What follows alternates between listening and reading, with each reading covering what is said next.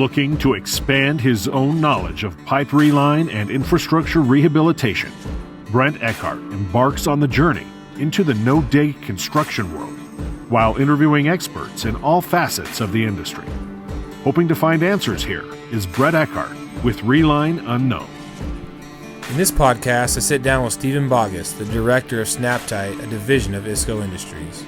We discussed how he made his way into the Reline industry from the car dealership business and some cool projects he's been involved in throughout the country. Take a listen. All right, sitting here with Stephen Boggess from SnapTite, ISCO. We were able to sneak away from the UCT show over here in Fort Worth, Texas, and kind of get you to the side and pick your brain a little bit and kind of discuss. You guys got a booth here, and we co-opted a booth here, and just kind of give us a little bit of background on Stephen Boggess and how you got into the Reline industry. Okay. Well, it was a winding road, I suppose, really through ISCO Industries, which is the parent company of the SnapTite product line that I represent. So I'm the director of the SnapTite group.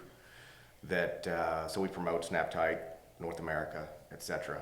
And so ISCO Industries, I came on with ISCO Industries about 9 years ago. It was my first entrance into the piping business. So ISCO is a piping solutions company that focuses on high density polyethylene, solid wall, distribution, fabrication, a lot of custom fabrication. And so SnapTite, being a solid wall HDPE product, is a division of ISCO. And so I had the opportunity after, suppose about a year and a half of my introduction to the piping business through ISCO to come on with the SnapTite team. And then we had some adjustments in leadership, and I was given the opportunity to come on as a director. So you direct all the sales force for SnapTite across the country? Correct. Okay. Correct. And how many regions is that broken up into? Well, it varies. So our sales channel for SnapTite in some parts of the country, our ISCO SnapTite sales guys handle business direct with the end customer, which a lot of times is a contractor, government agency, etc. In other regions of the country, we sell through distribution, like with you guys. Correct. In the 8 states out west. We also have regions of the country where we have independent sales reps. And it's really just kind of broken up that way to give us a broad reach because, as you know, culvert lining is a very niche application still. Yeah. And to give us a presence in all these areas of the country, we need somebody more local. So we definitely have created those partnerships. So really for us, we have it broken up to about 5 regions. But those regions are then broken up with relationships, certain states with independent reps, certain states we sell direct, certain states we have exclusive distributor relationships. So I'll back it up a little bit, but I always found the story interesting as how you got into the Reline industry. I kind of happenstance my way into it via, culvert, having a culvert pipe distribution, and then realizing that this Reline industry was out there, and I didn't know a ton about it, so I was trying to learn more about it, and then now here we are today. Right.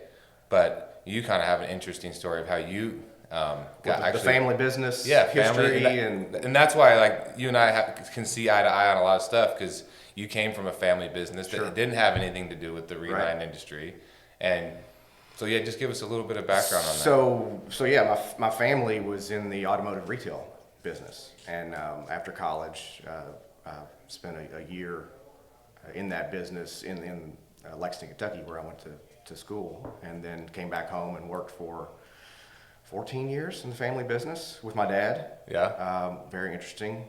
We have a lot of commonalities on that. It was cool. Working with and for our dads. Yeah. Those experiences shaped how I view things today, no doubt.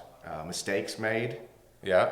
We always hear about successful people learning, and so that's what I've tried to do, because I made some mistakes, my dad made some mistakes, we made some mistakes together.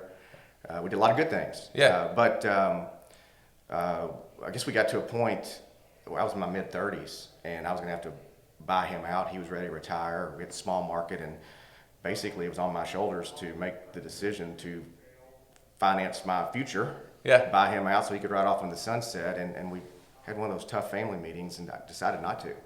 Yeah. And ended up staying in an automotive-related consulting field, a couple different roles for 4 or 5 years.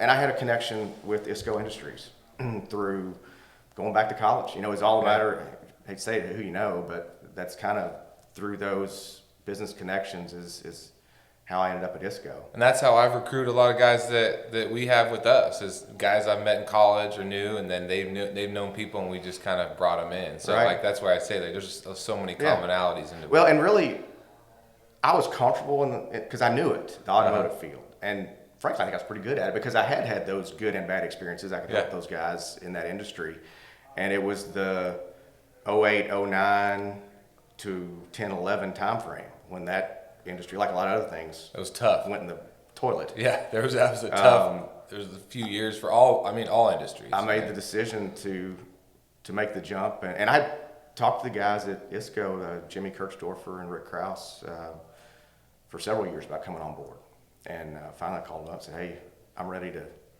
try something new." Yeah. And basically, the cool thing about ISCO, and I'll say this, they have a lot.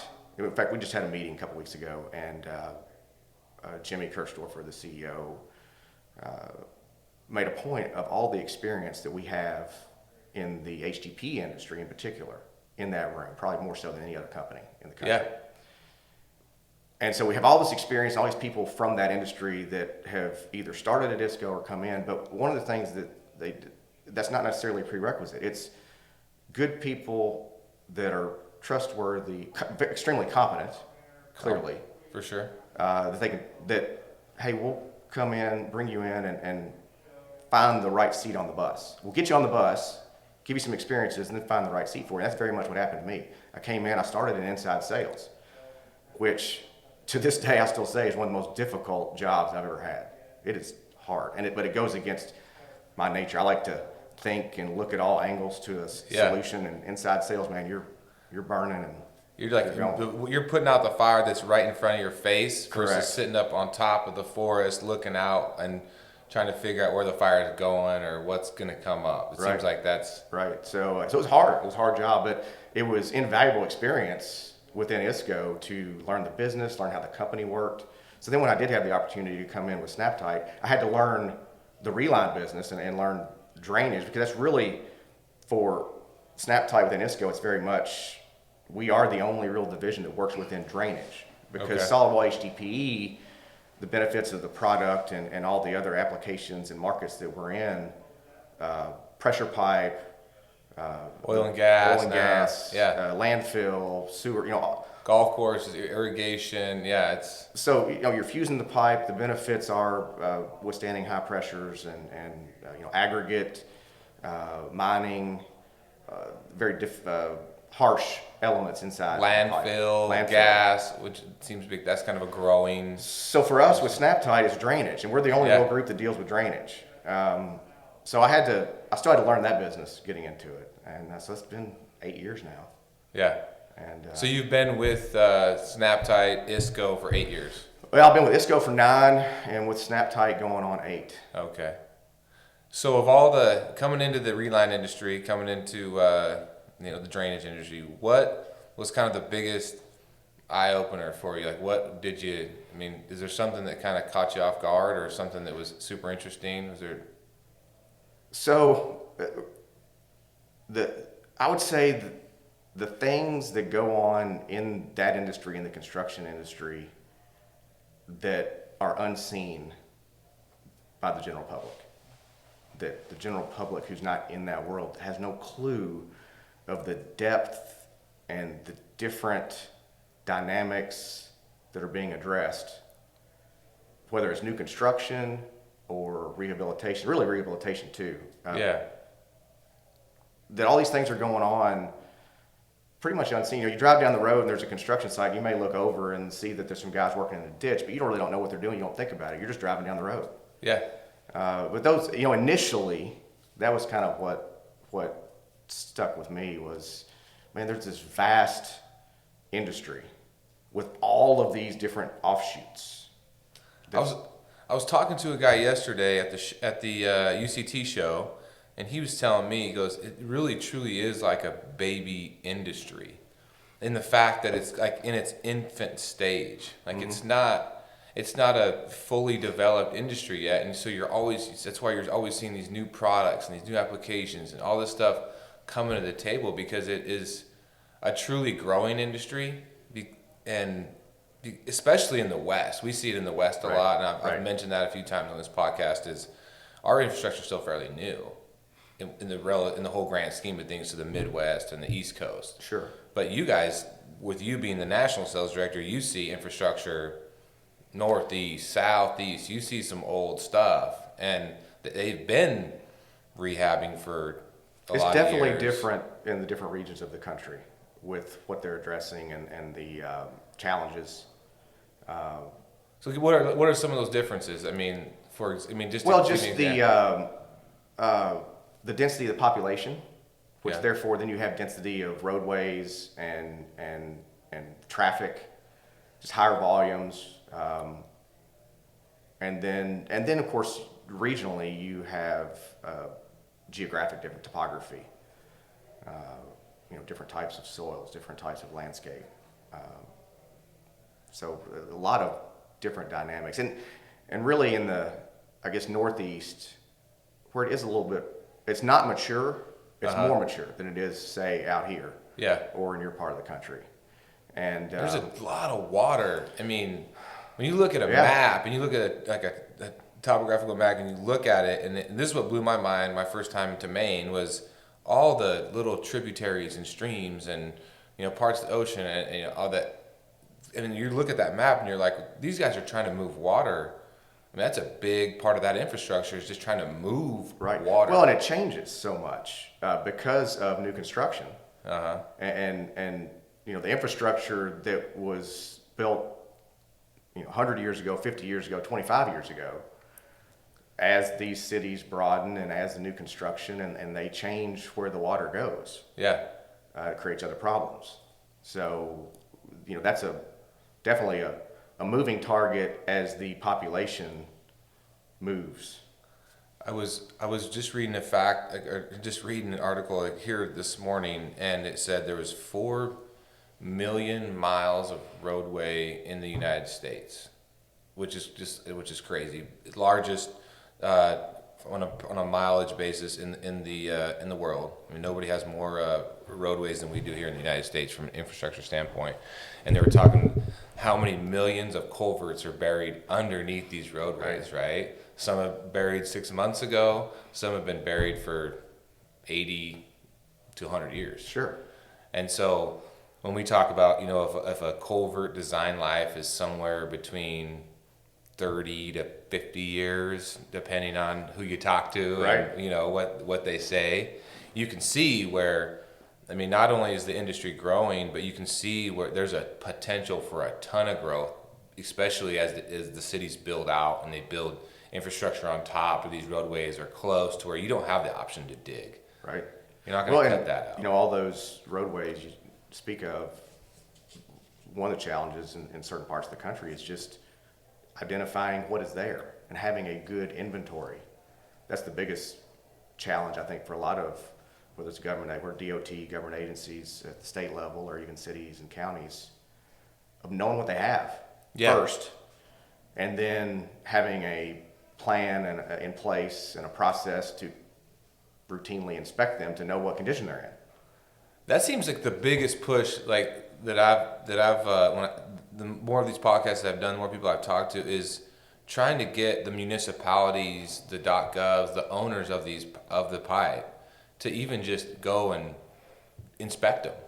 Know that you've got some stuff out there that needs repaired, replaced, relined, whatever that is, whatever needs done. Just trying to get the inspection. It's a challenge process for those agencies. They have limited funds, limited personnel, as budgets have reduced, and they've in a lot of cases they've eliminated positions. It's that part of it goes the opposite direction of the growing need. So would you say, what is the biggest challenge for the Reline industry? What do you see as Funding. Clearly funding in my mind. Okay. And yeah, it's funding. Just trying to figure out who's going to pay for the work, right? Right. Well, we mentioned we have our trade show set up, and we have our booth background, and we have a photo on there of a deteriorated culvert. Mm-hmm. And whether we're at this show, or especially when we're at DOT or government agency shows, engineers, road supervisor, whatever the target audience is, and they come by and they see that, oh wow, we've got some of those. Yeah. Everybody says we've got some of those. And it's so deteriorated that the one that's on that picture. I mean, it's bad. crazy. Yeah. And people are like, yeah, we know what that looks like. We have some of those. Right. And you're like, well, at what point are you going to address it? Right. You so know? There's no lack of the problem. It's out there and it's growing every day that goes by. That the problem is growing. And frankly, our funding. Now I say it's going backwards. It's going backwards because in a lot of cases the funding for roadways and infrastructure has stayed the same for so long, but the costs continue to go up, so therefore it's going backwards. The gas.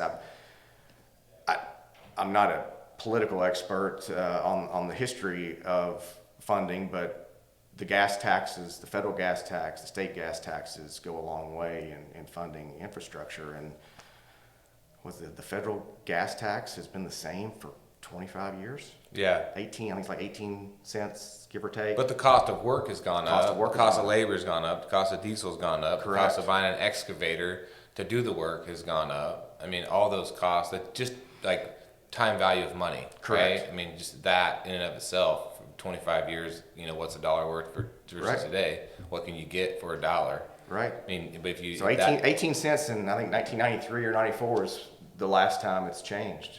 And you could see where you have, it doesn't take a rocket scientist to figure out if the need is growing for all the rehab work, the potential rehab work is growing, but the monetary, the number is staying the same. I mean, you can see where that crosses, right? And you play a big game of catch up, right? A lot of states, I think one of the things that's happened recently is more states are seeing that and themselves adjusting their state level gas tax, which a lot of those, because there's federal gas tax, there's state gas tax, in a lot of cases there's local gas tax. Yeah. So when you pay at the pump, that's all built into what you're paying, and so many of those hadn't moved for a long time. But they're starting at the state level to increase those, and so that's where the opportunity, as those increase and as those funds are allocated directly toward transportation infrastructure, and a lot of it being rehabilitation, that's where the opportunity. And who pushes that? Is that like lobbyist firms? I mean, who pushes the need, the motivation to the government decision makers to increase funding for rehabilitation in your standpoint? There's some independent agencies that do studies that bring awareness to it. Yeah. As far as actual lobbying groups, I'm not that familiar with it. Yeah. As far as who would push. I mean, is it just like a matter of getting everybody that's involved in the rehabilitation industry, the infrastructure rehabilitation industry, and saying, go to your local lawmakers, your people putting these budgets in place and express the need to generate funding for these projects? I mean, I think anybody and everybody. Yeah. Because the biggest fear for politicians is putting new taxes in place, and it kills their political livelihood. Yeah. They're going to be the guy that raised taxes, and they're squashed.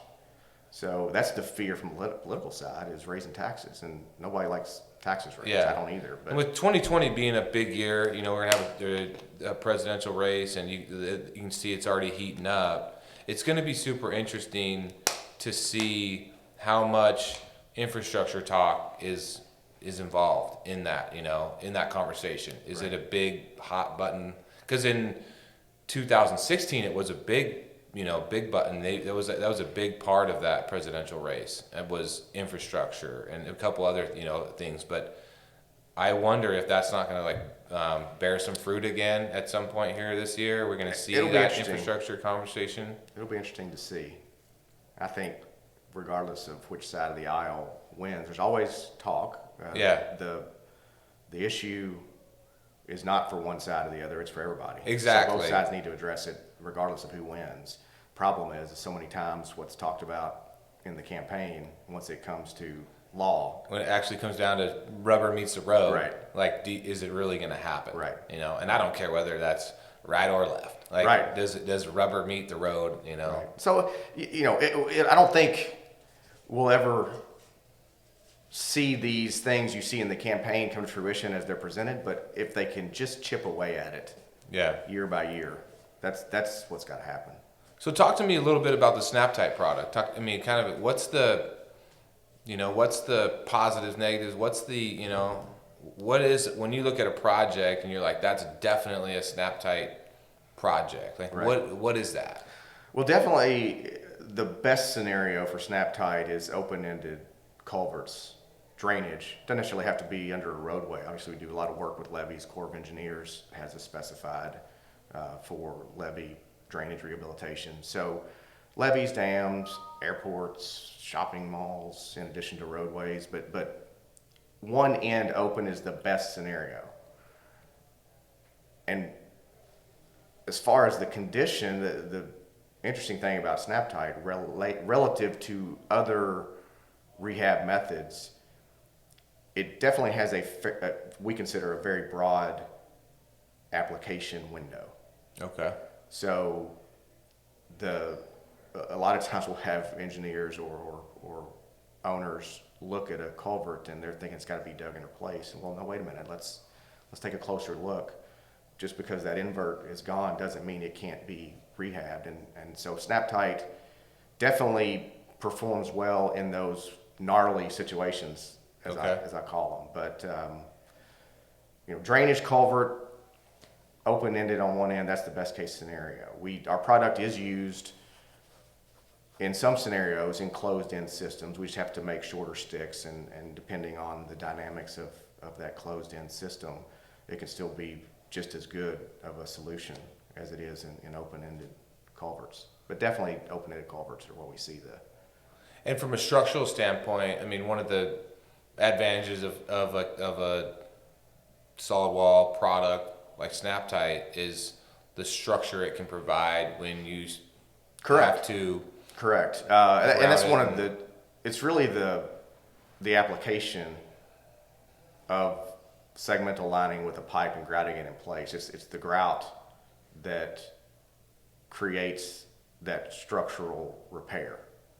We feel like, and through research and experience, better than a lot of other options. Because when you grout it, and if you use the correct kind of grout, and it's a low density, a lot of times cellular grout, where it flows very much like water into the annular space. But what it's doing is it's going to seep through the holes or the deterioration of the hose pipe into the voids that are outside of the hose pipe. And that's the biggest thing with rehabilitation under these roadways, where you see, whether it's on the roadway or on the shoulders where sediment has started to settle, if you just line the inside of the pipe and don't address the voids outside the hose pipe, you're really not completing the repair. You're band-aiding it. So with the process of slip lining with SnapTite and grouting it in place, and if it's done properly with the right checks and making sure that grout is seeping into those voids, we feel like it's if not the best, one of the best long-term structural sound repairs for the culverts. So, when I think about, the HDPE product, that's one of the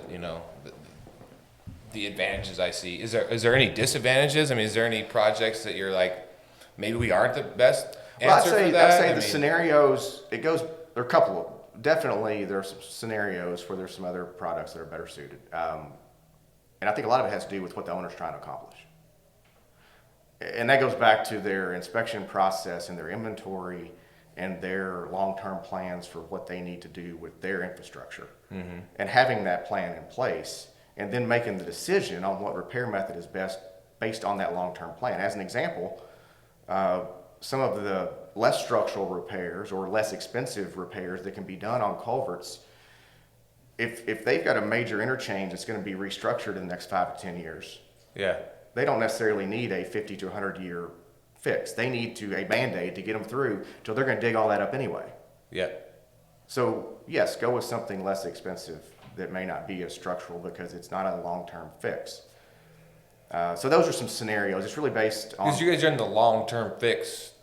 Ours is a long-term Business. fix. Yeah. You know, the design life of HDPE is 100 plus years based on some various studies. Obviously, the product hadn't been out there for 100 years yet, but it's absolutely 50 plus.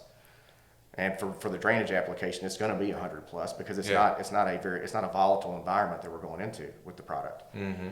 So you have that's really what we lean on is those folks that are looking for a long-term structural repair. I would say the other scenario that I will mention is hydraulics. Okay. Sometimes with a pipe inside of a pipe, you're going to have some hydraulic deficiencies because the pipe is smaller. The inside the pipe smooth, less friction. The water lower Manning's coefficient, so the water's going to get through the pipe faster. Yeah, that was something cool that I learned when we first started, into the Reline industry. Is you could take a larger pipe that's a corrugated pipe, and because of the way it's rippled, the way the corrugation, which is what gives it structure, so it can once it's buried, you take that ripple out of it. You put a smooth wall product in there, right, and you actually pick up flow, and right, you can reduce it by a pretty decent amount and still pick up flow. Correct. Which I think a lot of people, but when you think about it, it makes sense. But when it was initially presented to me, I was like, this makes, but I'm like, oh, because you're pushing. The simplest way to explain it is the water gets through the pipe faster. Yep. So therefore, if you have ponding on this end, the water is going to get through faster. Therefore, of course, that's just one dynamic. Yeah, for sure. Of the hydraulic components of a culvert. I'm not a hydraulic engineer, so and neither am I. I don't pretend to be. Neither am I. I definitely pretend not to be. One of the inlet, if there are inlet conditions that affect how much water can get in the pipe, that's one of the primary additional components. Of course, we have the hydrobell, which we promote as a inlet enhancement device, and there are others, but the hydrobell in particular that can help get that water into the pipe faster into a smaller opening. So a lot of times when an engineer or an owner is looking for solutions, and all they think about is downsizing the pipe, they need to take these other things in consideration. But there are scenarios where it does make more sense from a hydraulic situation to go to a different solution that won't downsize the pipe as much. So what's one of the coolest projects you've been involved in? Wow. I mean, I'm sure you've been involved in a ton of them because you get the whole country, right? So you get to see a lot of different work. But like, what's one or two or whatever, one of the projects that kind of stuck out to you that was pretty cool to be involved in for SnapTite? Wow. Probably the levee. We involved a pretty extensive levee project down in Louisiana, Mississippi, the tributaries off the Mississippi. And this was one that was, the project was directly put out by the Corps of Engineers, and the contractor won it. And it was, I can't remember how many different locations. Okay. But, the dynamics and that being such a highly focused issue after the whole Katrina, which now has been, 15 years ago? Mm-hmm. And the focus on the levee infrastructure. And most people don't think about their drainage pipes and levees. Yeah. Because the rainwater has to still be able to get into the river. Oh, yeah. So the water drains from the high side into the river, but then they have the gates to shut off those drainage pipes under flooding scenarios. So that was a really cool one, just because of the application. We've had a lot of very interesting scenarios. Most of them are dictated.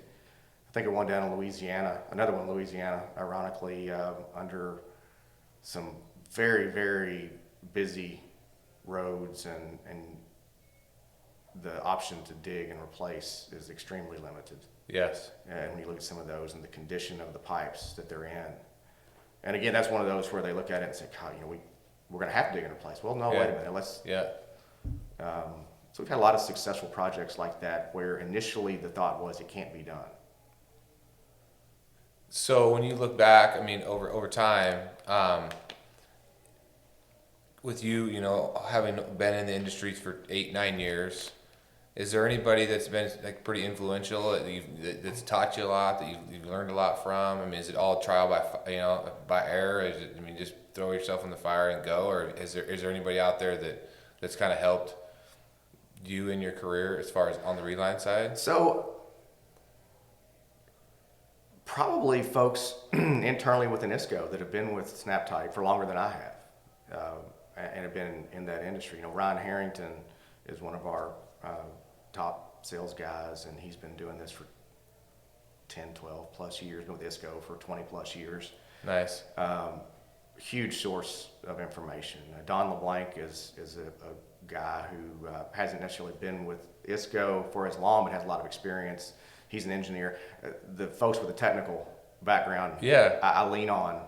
And within the ISCO umbrella, you have a ton of engineers, right? That are always working on projects. And we have two guys, Don McGriff and Mike Whitehouse, that work for ISCO.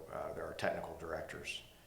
And those guys deal with a broad range of applications for HDPE, but they really appreciate the interest they've taken in SnapTite through the years to really help us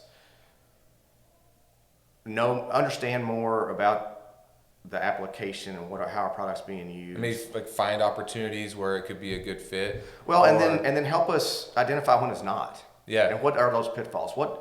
Last thing we want to do is put our product in a situation that's either it's going to fail or it's not the best solution.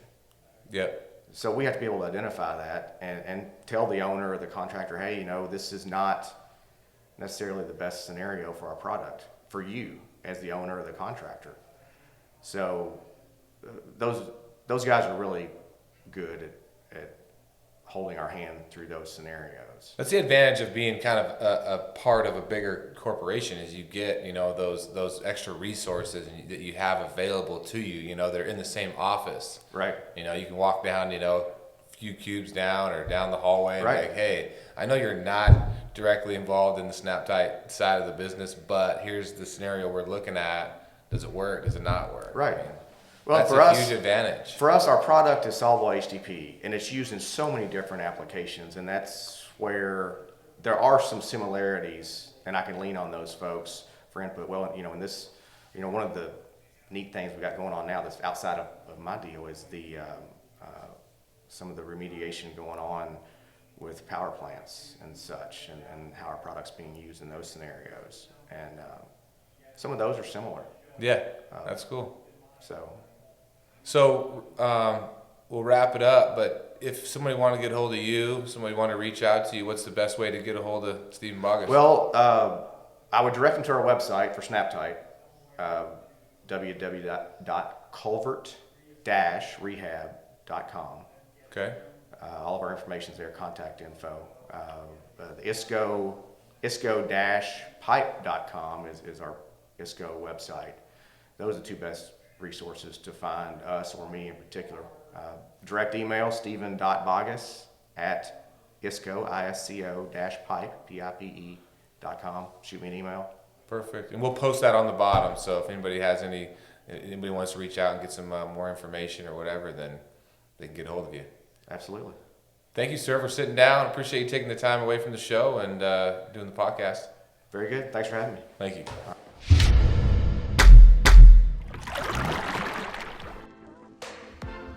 America's aging underground infrastructure will need to be dealt with in the upcoming years. Our mission with Reline Unknown is to help individuals and organizations gain insight into the pipe, reline, and infrastructure world and help process the key decision: reline or replace. Thank you for listening.